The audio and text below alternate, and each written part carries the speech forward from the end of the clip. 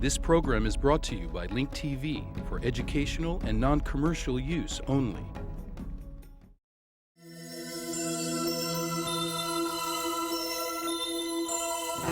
Mosaic, a daily news program from Link TV, presents a selection of news reports from independent and state-controlled broadcasters from throughout the Middle East.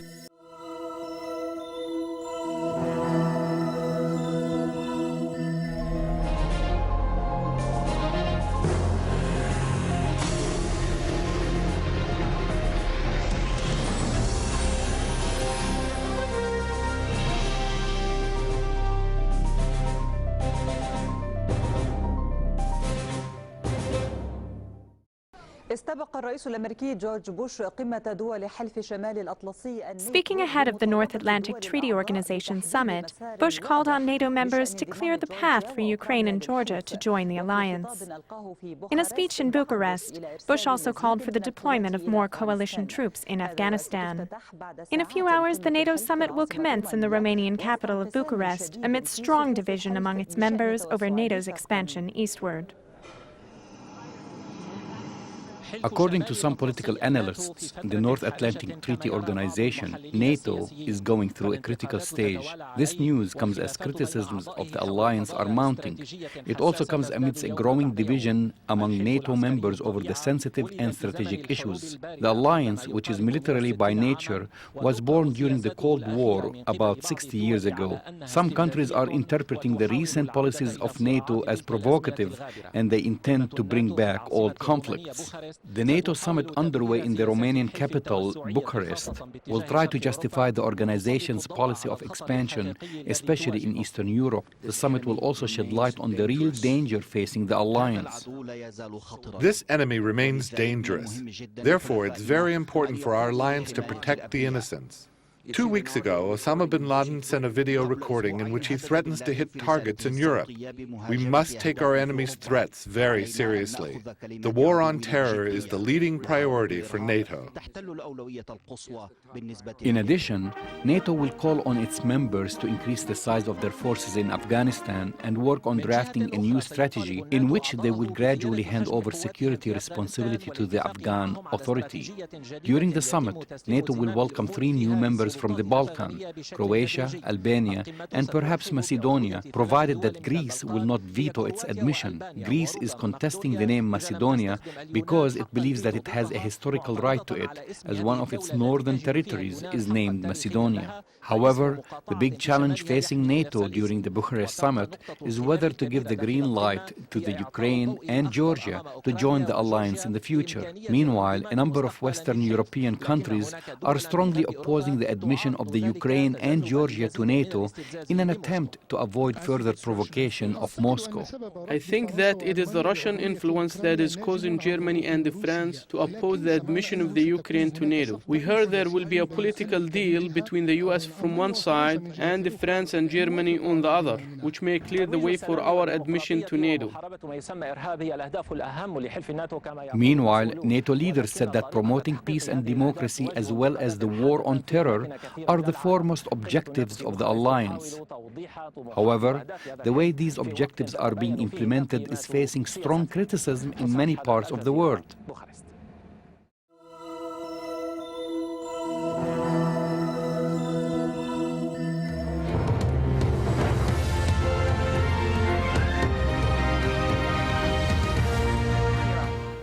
President Bush's concerns about trying to win the conflict in Afghanistan come as Taliban declares it's regrouping for a spring offensive. It says it has new members and new tactics and a stronger determination to push out foreign troops. Mohammed Val has this exclusive report. Preaching holy war in a Taliban mosque and a suicide bomber awaiting the go-ahead. This is a deliberate show of force by the Taliban. Now that the winter snows have cleared, they are regrouping. And they say they're operating in many parts of the country, especially in the south. Riding on motorcycles or toting weapons, some of which from the Soviet era. Their humble means do not seem to match their strong resolve. Since the beginning of spring, we destroy many enemy tanks and demolish 4 police and National Army checkpoints. The morale of our mujahideen is high. We have 6 suicide bombers ready at any time. And until the last drop of our blood, we will sacrifice for Islam. Al Jazeera camera has captured this slice of Taliban's life in the region of Ghazni, south of Kabul. In full control of large parts of the rural area, they are here enjoying some free time. This is a martial art in keeping with early Muslim society traditions. But for the Taliban, it's also a preparation for battle. I'm doing jihad as a religious obligation and will continue to fight the enemy till they leave Afghanistan or till my last breath. The infidels have occupied my land and I'm going to free my country. Last week, the Taliban leaders announced a new operation which they named Ibrat, or lesson. They vowed to make an example of the foreign troops in Afghanistan using both old and new tactics. Their attacks so far, however, have been less deadly than this time last year. And the new fighting techniques they threatened to use are not demonstrated yet. As the NATO countries whose troops are stationed in Afghanistan say they will continue fighting the Taliban say they are determined to resist. The Taliban are often considered to be made up of youth from Quranic schools. But these 60 to 70-year-old men could be seen as a new generation in this movement. Their joining the insurgency might signal an increase in Taliban's appeal among some village communities. This may just be a symbolic sight, but it does epitomize the plight of the people of a country whose history is steeped in conflict. Mohammed Val, Al Jazeera, Afghanistan.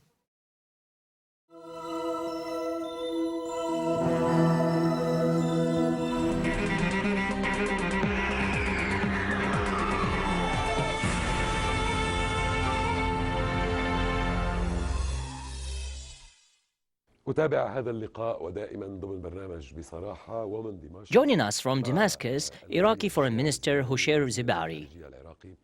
Honorable Minister, a Yemeni idea was presented to hold all future Arab League summits in Cairo as a way to end sensitivities that may arise by holding the summit at different countries. Does Iraq support this notion, or do you feel that this idea is not serious yet? This is correct. It appears that you have good information. This idea was presented during a closed ministerial session.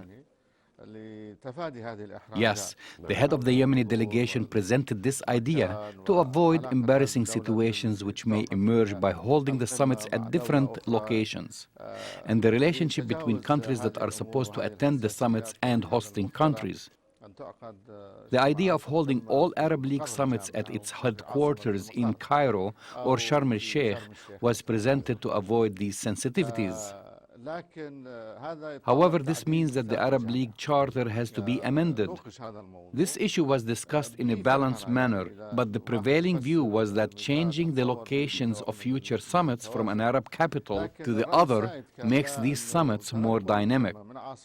Changing the summits' locations also provides the hosting countries with an opportunity to prepare for the summits and improve their infrastructure, which makes these summits more acceptable. This also creates a kind of a competition and so on. Therefore, the Yemeni idea was not accepted. The summits are held in countries in an alphabetical order, and therefore the next summit will take place in Somalia, which may ask another country to host the summit. In 2 years, the summit is scheduled to be held in Iraq.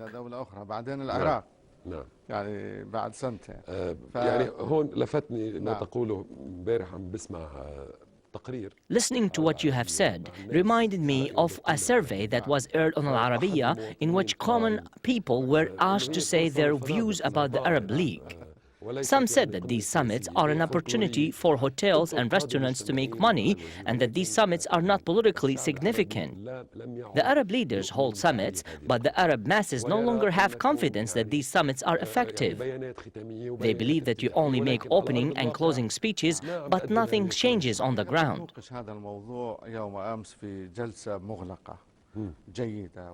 Actually, this issue was also discussed yesterday in a closed session. It was a good one, kind of a brainstorming session. Only Arab foreign ministers attended this session, which was closed and confidential. There were honest exchanges of opinion. Have these Arab summits and have Arab relations met the expectations of the common Arab citizen? Many ideas were presented. Some said that regardless of the differences between Arab countries, they should not boycott each other and that they should not stop trading, close their borders, or cut off their diplomatic ties. There was emphasis on using economic relations as a way to enhance political relations between Arab countries. There is high hope in the upcoming Economic and Development Summit in Kuwait, which aims at finding ways to separate economic relations from political ones. There was also emphasis on the need to make the Arab League more active, and there were also talks about forming an Arab Peace and National Security Council. An example was mentioned was the ability of the African Union to send their troops to the Arab and African country, like the Comoros, and solve the problem there. The Arab League Summit does have teeth or mechanisms to carry out such operations. Also, some talked about the failure of Arab countries to commit themselves to earlier resolutions. The Arab leaders agree on something, but there are no commitments. For example, there was an agreement by all parties on the Arab Initiative for resolving the Lebanese presidential deadlock, but nothing happened. Also, 1 year ago at the Riyadh summit, Arab leaders agreed to reopen their embassies and send their delegates to Iraq, but nothing happened either. These are true examples.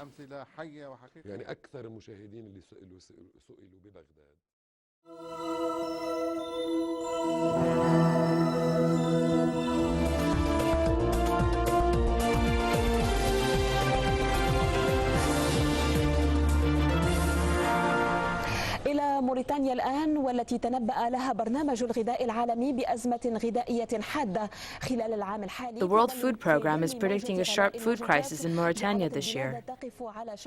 The country, which was hit by a wave of inflation and drought, is on the brink of witnessing an imminent famine.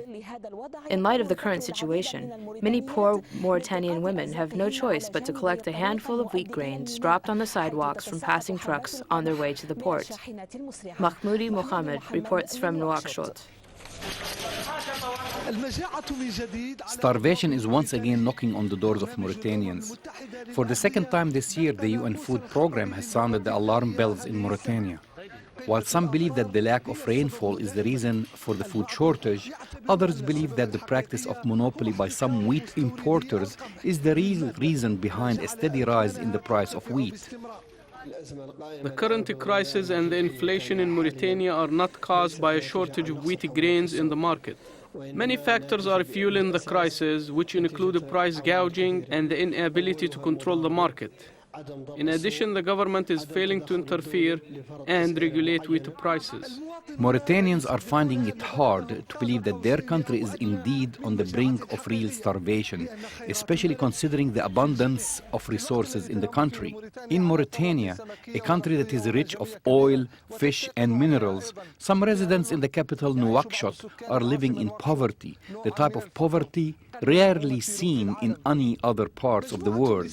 This group of women have found a new way to obtain their supplies of wheat. On the street, linking the port with the Mauritanian capital, these women are trying to collect a handful of wheat grains dropped from passing trucks on their way to the port. I have 5 children. Praise and thanks go to Allah. None of them is illiterate. They are all successful, and they can read Arabic and French. They have passed all their classes. Away from people's eyes, these women sift through wheat. Then the wheat finds its way to Miriam's plate, the mother of the woman who graduated from the university. Here, and not far from one of the richest fishing ports in the world, Miriam continues to search for the handful of wheat grains dropped on street sidewalks. Mahmoud Mohammed, Dubai TV, the port of Nouakchott.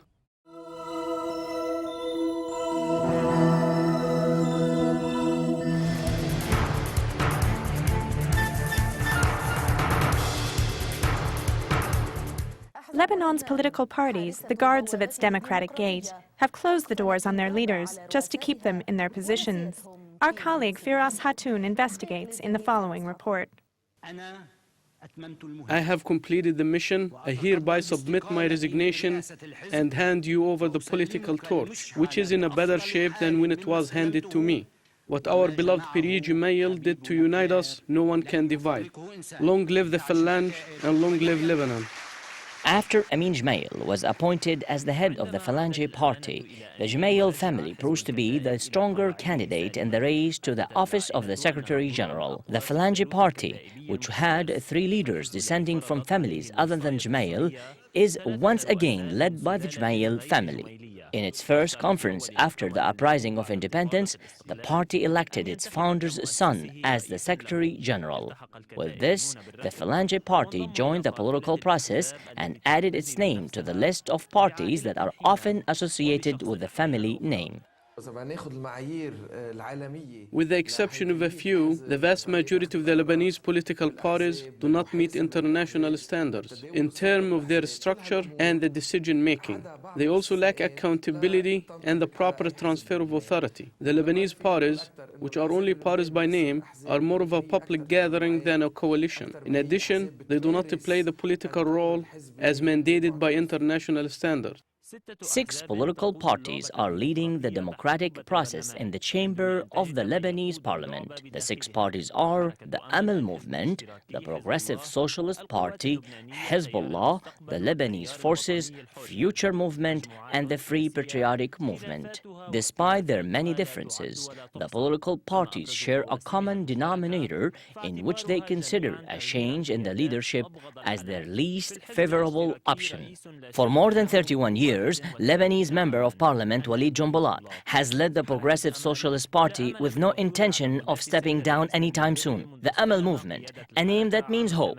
There appears to be no hope that Nabih Berri, who has been the head of the party since 1980, would step down anytime soon. Then there is the Lebanese Forces, where appears to be no force in charge except for one led by Samir Ja'ja since 1981. Meanwhile, the Lebanese Free Patriotic Movement, which is a modern secular party that extends from a popular movement founded in 1988, has known only one leader named Michel Aoun. Last but not least comes Hezbollah, which elected the head of the resistance Hassan Nasrallah as its chief. Nasrallah's popularity helped him maintain his position as the Secretary General since he succeeded the martyr Abbas Musawi in 1992. Walid Jumblat has a political legacy that goes back for many years. May God prolong his life. But once Jumblat passes away, his son has the right to inherit his political legacy. There is no country in the world where a political legacy can be inherited from a leader to another, or from a father to a son, or between brothers, cousins, spouses, or in-laws. However, this unique phenomena exists only in Lebanon. There are many political families in the country. As long as the people go along with this phenomenon and believe in it, it's very hard to abolish it. Even as a party, you can't abolish it. All countries have a democratic process in which the political parties change leaderships. However, in Lebanon, you rarely see a change of leadership, of course with a few exceptions. In Lebanon, the head of a political party is sometimes described as God by his followers. The leadership monopoly is not confined to the ruling parties but goes beyond that to include the various Lebanese parties. On the far right, it includes the National Liberal Party led by Douri Shamaoun and the Lebanese National Bloc led by Eidi. In the center, it includes Al-Madara Party led by Franjia and the Lebanese Democratic Party led by Arsalan. On the far left, it includes the Workers' League led by Zahir Khatib and the People's Movement. The most parties that have witnessed a change in their leadership during the past 2 decades are the Communist Party, the Syrian Socialist National Party, and the Ba'ath Arab Socialist Party. How could the Lebanese political parties, which had failed to reform themselves, be able to transform the country? And how can the leaders of the Lebanese political parties, whose reign has been expanded over and over, be able to lead the nation? After all, one who does not own the thing cannot give it away, and dictatorship will never lead to democracy. From Beirut, Firas Hattoum, New Television.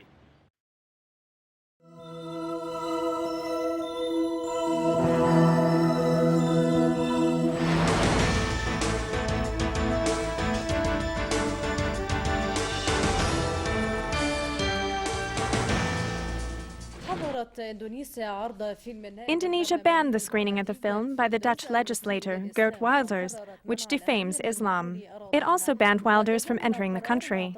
This decision came amidst continued protest in the capital of Jakarta for the second day. The Indonesian president, Susilo Bambang Yudhoyono, called on world leaders to work towards stopping the defamation of religions and cultures in order to promote peace. For the second consecutive day, hundreds of Indonesians gathered in front of the Dutch embassy in the capital of Jakarta. They were protesting the film, which defames Islam and which was broadcast by the Dutch politician and immigration opponent Geert Wilders on his website last week, and months after it was announced that the film would air.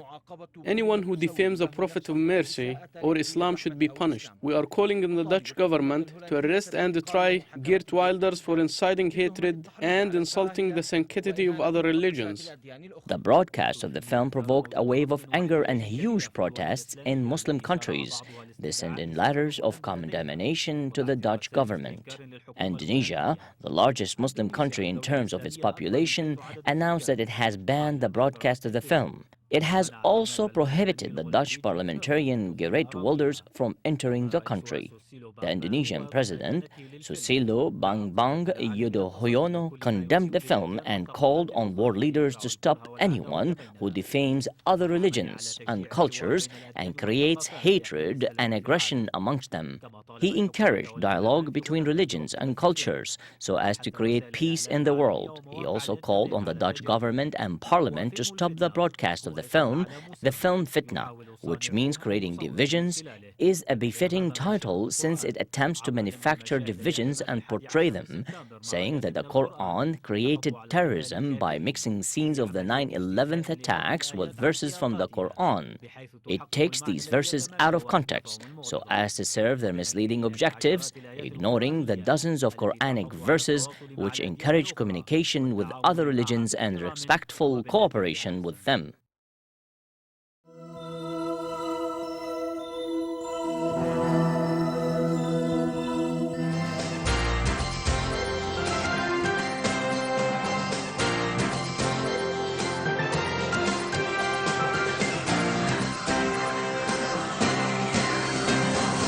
A stormy session of Knesset after opposition parties demanded a special discussion of government policy ahead of the summer recess. Prime Minister Ehud Olmert chose to speak for just about a minute, addressing opposition challenges while reading a prepared statement.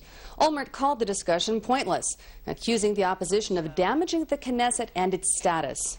And, well, in the end, 56 MKs voted in support of the Prime Minister's words, 40 were opposed. Opposition MKs said Olmert's actions showed disdain for the Knesset.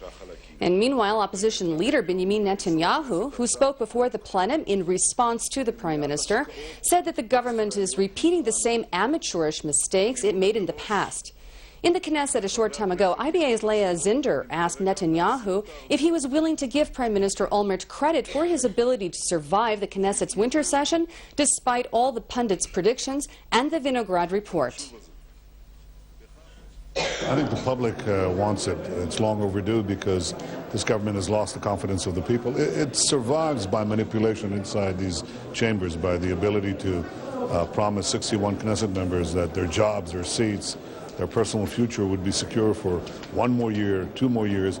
That's of no interest. Once the public has a feeling that a government is not discharging its fundamental responsibility of assuring the security and prosperity of the country, and there is that feeling right now, then elections will be earlier than expected.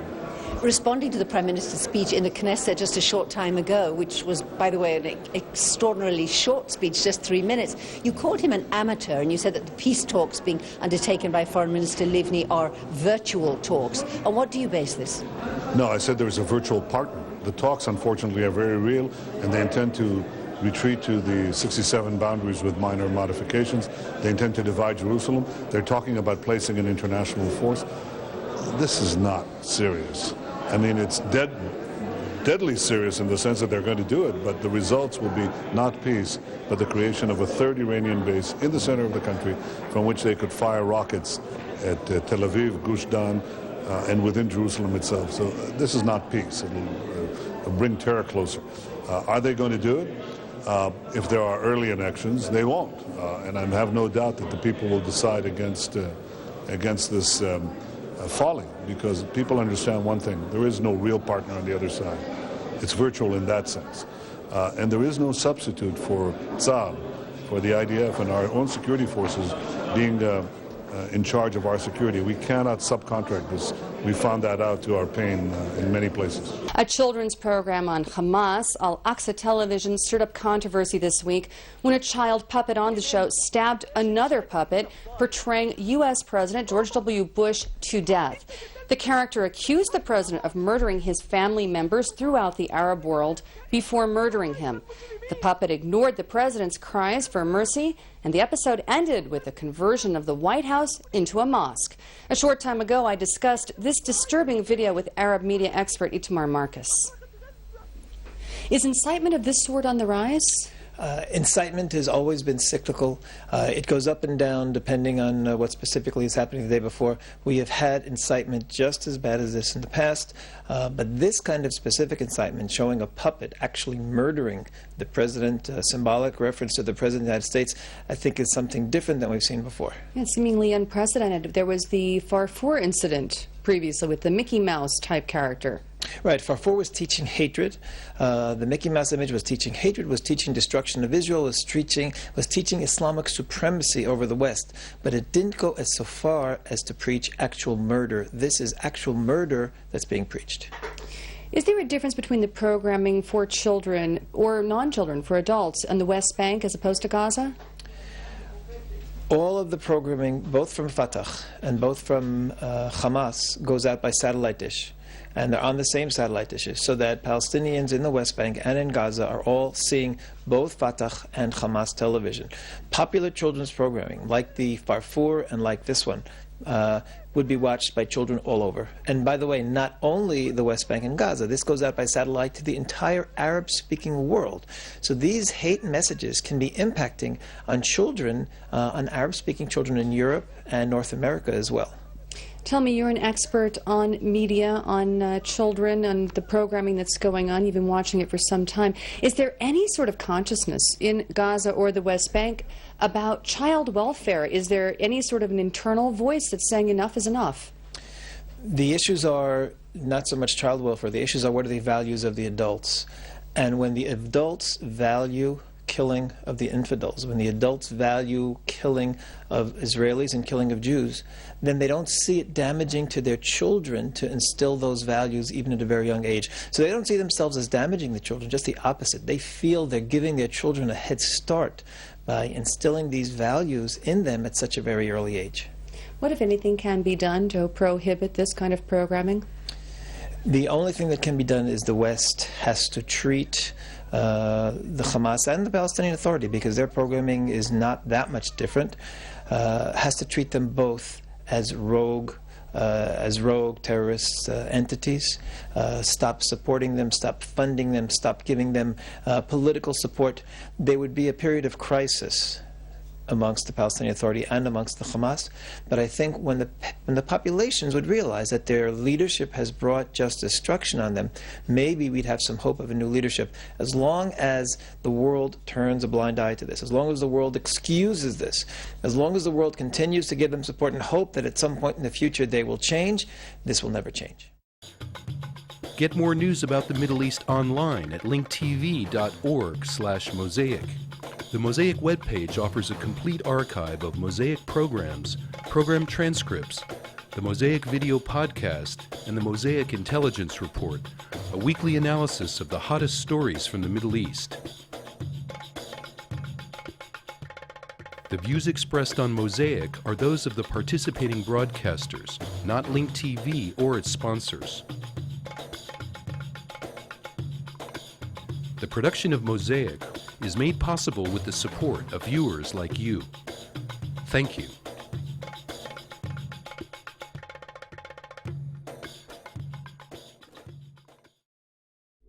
This program was brought to you by Link TV for educational and non-commercial use only. Link TV is the only U.S. television network devoted to global and national news, with uncompromising documentaries and diverse cultural programs. programs which connect you to the world.